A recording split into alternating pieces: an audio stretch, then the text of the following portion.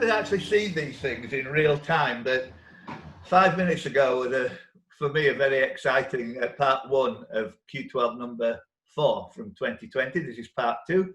Michael McPartland and down about Franklin, I think I see Jenny Ryan behind him, and Sean is in charge. A great set on the first. We've got 8 people who've gone through. It's Devil Take the Hindmost. 4 people will drop out before the last particular round today. The format is 6 points for getting the correct answer on the first clue, 5 for the second clue, 4 for the third clue, etc., etc. But the jeopardy is that you lose that amount of points if you get it wrong. There's no such thing as a free question on this. The questions are always live. Michael, break a leg, mate. Okay, round 2. Question 1 for 6 points, Brendan. This film opens in the year 2688. Other years featured in the film include 410 BC, 1209, 1429, 1805, 1810, 1863. James? Bill and Ted's Excellent Adventure. Correct for 6 points. On the go with that. James? I keep thinking the clock's on. It's not. Are you happy with that? Yeah, I'm out. Knock me out there. Good to go, mate. Okay, question 2 for 6 points. As a vector quantity, this property of an object has both magnitude and direction.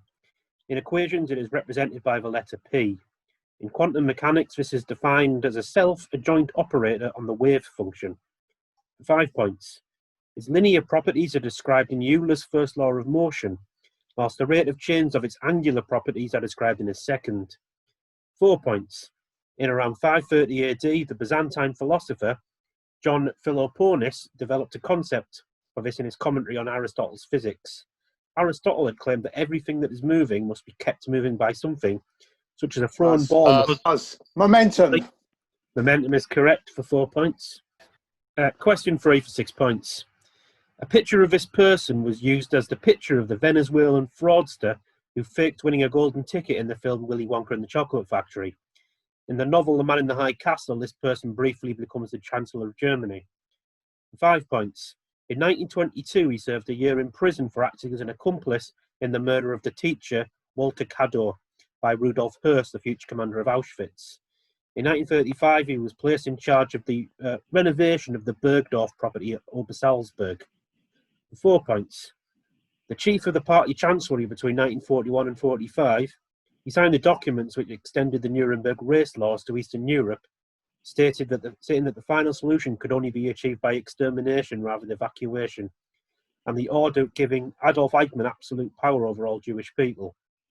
In addition, knowing Hitler's hatred of Slavic people, he opposed the introduction of German criminal law to replace martial law in Eastern territories. For 3 points, he entered Hitler's bunker with Hitler in January 1945 and was one of the last people to leave it. In 1945, he was appointed the first known minister of the Nazi Party. Dönitz. That is -3.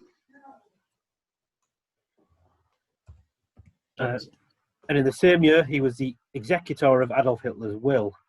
The leader of the Nazi Youth Party, Arthur Axmann, gave an account of seeing the dead person of this body on a bridge in Berlin at the first Nuremberg trial. However, also at the trial, this person's chauffeur claimed to have seen them in 1946. For 2 points. During his lifetime, he was known as the Brown Eminence, and after being found guilty of conspiracy to wage a war of aggression, war crimes, and crimes against humanity, was the only person sentenced to death in absence during the first Nuremberg trial. For 1 point, who was this leading Nazi who acted as the personal secretary of Adolf Hitler from 1943 to Hitler's death? And whilst he was reportedly sighted all over South America after World War II, due to his whereabouts being unknown, he is now listed as officially committing suicide in 1945 whilst trying to escape Berlin after his remains were found in 1972.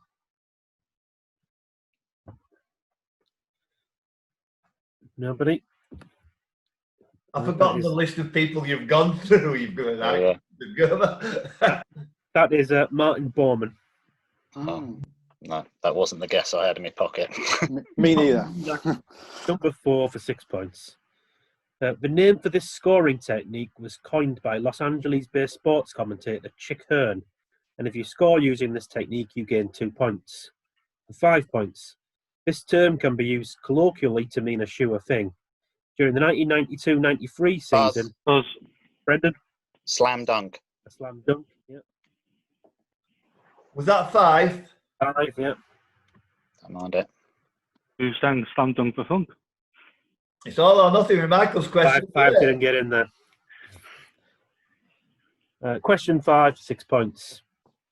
Karl Marx quoted the title character of the play in his works Economical and Philosophical Manuscripts of 1944 and Capital Volume 1. 1944. 1844, yeah. A 1981 BBC television adaptation of this play saw Jonathan Pryce play the title character. John Bird and John Fortune as poet and painter, and Diana Dawes as Timandra. 5 points. The title of Vladimir Nabokov's novel Pale Fire is taken from a line in this play. 4 points. The title character comes to view as Chief Stewart Flavius as his only true friend, and considers him a shining example of an otherwise diseased and impure race. He also tells envoys from the titular city, which he has come to hate, to go hang themselves, and later that he did. Oh, got it wrong. Timon. Keep going. Hey? Oh, yeah, Timon will do, yeah. Timon's fine. What? Timon of Athens, but yeah, Timon will do. I think I referred to the character earlier on. Sorry, so I would have said Timon and Athens on the prompt, obviously, but so what was that for 7? 4 points. 4 points.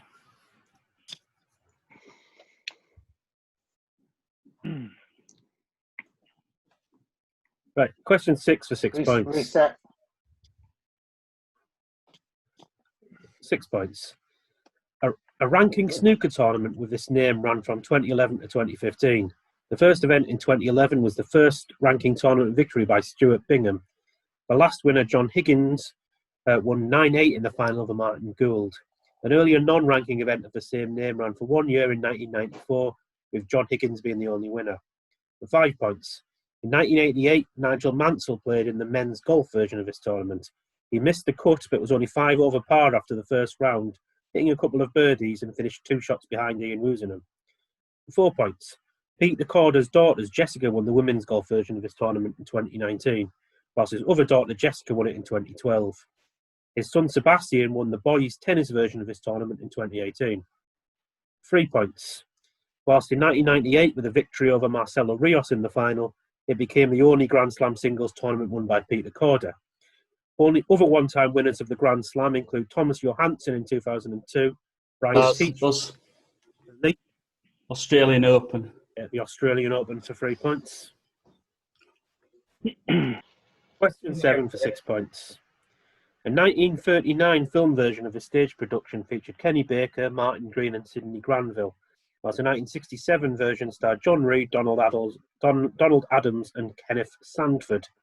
In the first series of The Muppets, Ralph and Sam the Eagle sing a song from this production. Their performance sees Sam embarrassed because he has to sing the word tit. 5 points. Pass. Ilse.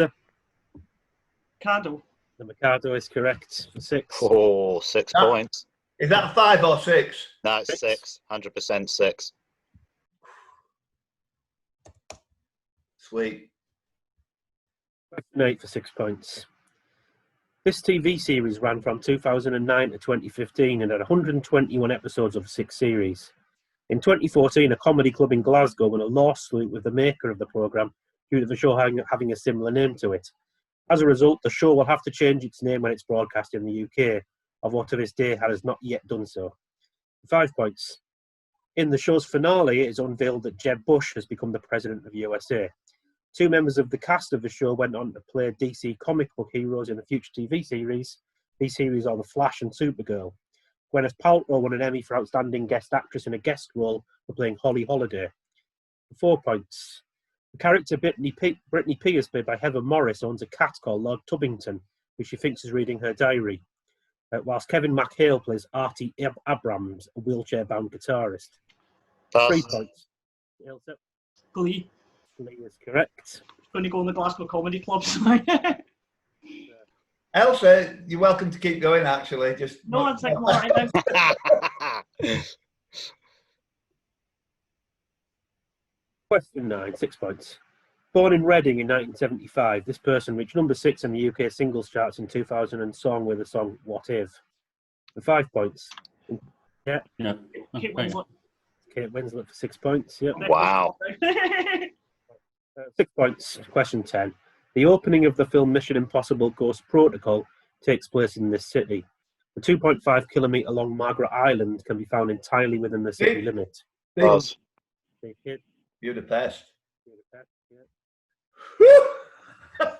Thanks for Margaret Island.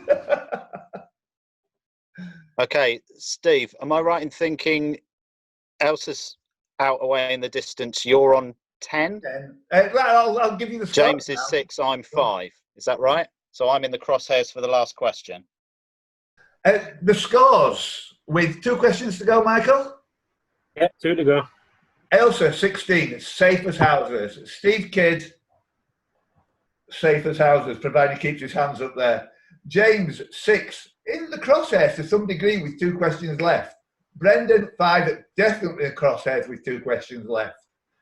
Dave, 4, Steve Lacey, 0. Chris, who got 8.5 on the last round, 0. Lee, on a -3 and a +3, 0. So, good luck on the last 2 questions, everybody. Okay, question 11, 6 points. When appearing on the TV series Super Teams, this person, while representing the athletes, would take part in the straight line cycling race. They would start very slowly, but once they reached top speed, could go very fast and would win many races. For 5 points, also on Super Teams, they would act as the anchor for the athletes team in the tug of war event. 4 points. A former policeman, he regularly appeared in the... Chris Bean? Jeff Capes. Jeff Capes, yeah, 4 points. Very, very useful. Watching Jeff Capes riding a bike, amazing. Yeah. Very fast. Question 12, 6 points. The exact location of his structure is unknown, and it's possible that it never existed, as they are not mentioned in any text from its country of origin, and no remnants have ever been found.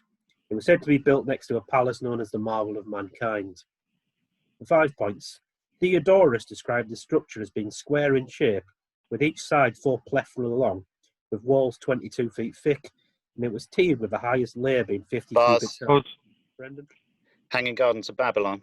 Correct for 5 points. Fuck! I should have gone in. Yeah, I was thinking it on 6, but I knew somebody was going to come in. You were all thinking it. I should have gone in on 6. Elsa, Steve Kidd, James and Brendan. Steve Kidd on a very, very lucky team on. Thank you for watching this. We're going to be a third of the way through the season. There are 12 of these games altogether. And the 4th one. So far, we've got Oliver Levy, Paul Sinher, the Cinnamon himself, and the question master today, Michael McPartland, have qualified for the final. Let's see who's going to give them some competition by winning the final part of today's Q12. Tune in 2 days' time if it's Monday or Wednesday, or it's every Monday, every Wednesday, every Friday at 12 o'clock. One of these gets published on YouTube. So please watch them and join in on a Friday. Why not?